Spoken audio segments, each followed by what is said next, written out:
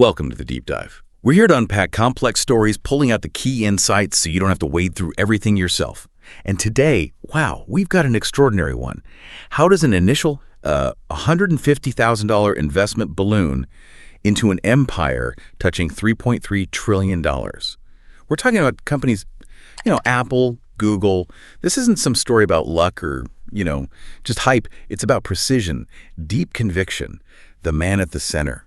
Don Valentine, founder of Sequoia Capital. Maybe not a household name, but really foundational to Silicon Valley. Our mission today is to decode his mindset, how he focused relentlessly on markets, not just flashy products. It's a really different way of looking at things. It really is. And what's so interesting, like you said, is his background. A sales engineer.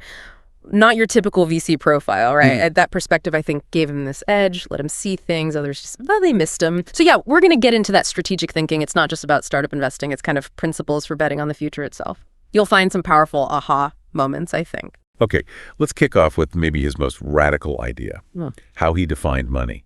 For Valentine, it wasn't just capital. It was deeper. It was commitment. It was energy focused on shifting how markets worked. Think about that famous $150,000 check to Apple back in '78. Now, it's easy to think, Jobs, charisma, Wozniak's brilliance, but lots of people saw that. So what was he seeing? What was the invisible thing that he grasped? That is the $1,000,000, trillion-dollar question, isn't it? He wasn't betting on personality. He talked about finding a market so massive, so inevitable that you'd basically be a fool not to invest. You have to remember, 1978, personal computers, not really a thing for most people. Computing meant these giant, $250,000 mini DAC systems, big corporations, government stuff. But Valentine, he saw ordinary people wanting that power in their homes. Like, it was coming no matter what. He actually said, and this is key, I always focus on the size of the market. The bigger the market, the more forgiving the mistakes. Wow. That quote tells you so much. And look at Apple now. What is it, $2.8 trillion in 2025? The proof's right there. Yeah, absolutely. The numbers are staggering. But beneath that is this idea of detached conviction. Yeah. That's maybe even more important. He wasn't swept up in the excitement of a pitch. He wasn't chasing buzz. He believed in the cold, hard logic of systems, of market evolution, this sort of analytical discipline. It let him make these calls that seemed completely nuts at the time, but history proved him right. And it wasn't just Apple. That's why Sequoia backed Google, NVIDIA, YouTube, Instagram, Airbnb, Stripe. The list goes on. $3.3 trillion in combined value now. It wasn't luck, it was a philosophy. Money, for him, was a signal of belief. It was fuel for these huge world-changing ideas. So that $150,000 check, it was basically him saying, look, I see this is going to be enormous, and I'm not going to wait around for everyone else to catch on. A powerful statement. And it makes you think, how did that long-term view shape his own career? Because he didn't climb the typical ladder. He wasn't chasing titles. He was building leverage. It's fascinating, right? Early 60s, Silicon Valley is heating up. And he goes into sales. Fairchild, National Semiconductor, seems almost mundane. So how does a sales job become this strategic superpower in tech? Yeah, it kind of flips the script on what we think is strategic, doesn't it? Those sales roles. They were his front row seat to the birth of the semiconductor industry. He wasn't just pushing boxes, he was building relationships, understanding what customers actually needed, feeling the pulse of the market. He became this vital link, between the engineers building the tech and the people who might use it.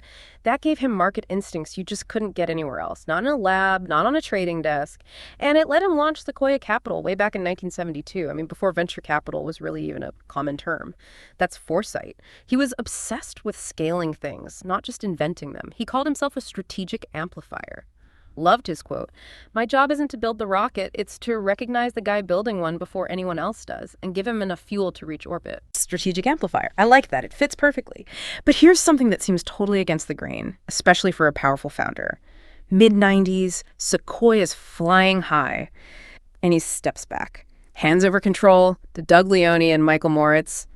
And apparently, no golden parachute, no future carry, just walked away from the day-to-day control. That's incredibly rare.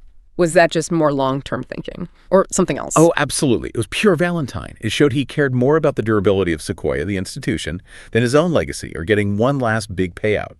He wasn't building a statue to Don Valentine. He was engineering a machine designed to outlast him. That act of trust in Leone and Moritz and the system he built, it allowed Sequoia to just keep going, keep accelerating. And look now, 2025, Sequoia's global U.S., China, India, Southeast Asia, Europe. Over 1,400 companies backed. That $3.3 $3.3 trillion number again.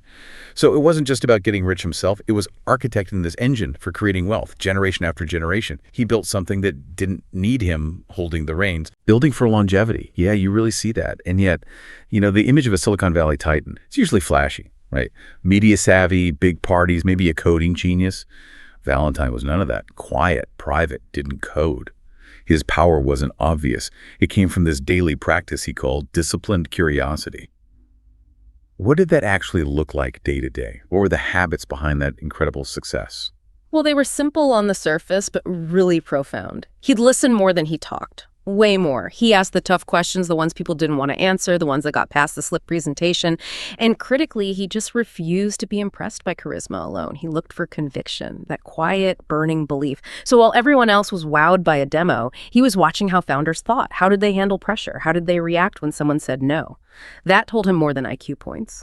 There's even this little quirk, right? He always used blue ink. Why? Because it stood out. It shows how intentional he was, designing for clarity in everything, even his pen choice. Blue ink for clarity. That's amazing. And it connects to how he avoided hype, doesn't it? Our sources say he found Apple, Cisco, EA, Oracle, LSI Logic in obscure garages with misunderstood founders. He wanted to be first to truth, not just riding a trend. How did he keep that focus when Silicon Valley is just so noisy? It takes incredible discipline, doesn't it? He just wasn't interested in what was fashionable. He was digging for fundamentals. There's this great story, a Sequoia partner meeting, maybe early 2000s. A younger partner is going on and on about some hot company, all buzz and metrics. Valentine just cuts in, asks simply, "But do you believe in the people?" The room goes quiet. Then he adds, and this is classic Valentine, "The market changes, products evolve, but character, that doesn't pivot." That sums up his whole approach. Bet on people, bet on integrity, bet on how they behave under stress. Forget promises, the headlines, the buzz. His disciplined curiosity, all those habits, they boil down to one core question. Who do I trust, even when everything changes? Focusing on character. That's how you build a $3.3 trillion impact. Character doesn't pivot. That really sticks with you. And it points to his whole philosophy, this contrarian idea. Assume the past is wrong. Focusing on market inevitability, not just a polished product. How did that perspective shape his biggest calls, do you think? Well, it basically gave him this blueprint for bold decisions, right? Yeah. He wasn't tied to how things used to work. He'd look at a founder and ask, is this person solving a problem that millions eventually will face? If the answer felt like yes, and the potential market was huge, he didn't need a perfect finished thing right now. He needed to see a clear trajectory. Think about it. Apple, when computers were enormous, Cisco before the internet was everywhere. He just believed the world bends towards scale. But again, it wasn't just market size, it was the human element. He believed character compounds. He wasn't just looking at their pitch deck. He was assessing, can this person learn? Can they survive rejection? Can they stay committed when things get tough? Resilience for him was like a precondition for scale. And he wasn't big on the visionary CEO cult, which is practically dogma in the Valley. Did he worry he'd miss out by not betting on those larger-than-life figures? It's a fair question, but his view was more nuanced. He used to say, you don't bet on heroes, you bet on the system they're building. It wasn't that he didn't value talent, but he wanted coachable builders, people who could attract other great people, who could adapt. Not just lone geniuses. And underpinning all of this was the long game. His decisions weren't for next quarter, they were aimed 20 years out. That's why he had such patience, why Sequoia could ride out downturns. He wasn't looking for quick flips. His whole approach was like, be early, be brave, and be right eventually, not instantly. The ultimate goal, staying power. Staying power. Love that. And it fits with how he handled influence. He wasn't seeking fame, kept a low profile, totally invisible to most people. So how does someone so quiet build such foundational influence? It seems counterintuitive today. Right. But that's the genius of it. He didn't chase headlines. He architected power by shaping ecosystems. He thought in terms of infrastructure, paradigm shifts. Like backing Apple wasn't just a computer company. It was enabling a new way for humans to interact with tech. Cisco wasn't just routers. It was building the plumbing for the internet age. Electronic Arts wasn't just games. It was interactive storytelling as a cultural force. When he sat on boards Apple, Cisco, Oracle, LSI Logic, he wasn't there to micromanage. He was there to align. He pushed founders to ask bigger questions. How does this change behavior for millions, billions? For him, real influence was scale and the best use of power, pushing others to think bigger, to grow beyond themselves. And he'd walk away if things got misaligned, right? If founders got distracted by fame instead of execution. Absolutely. No hesitation. Influence, for him, had to serve the long-term mission.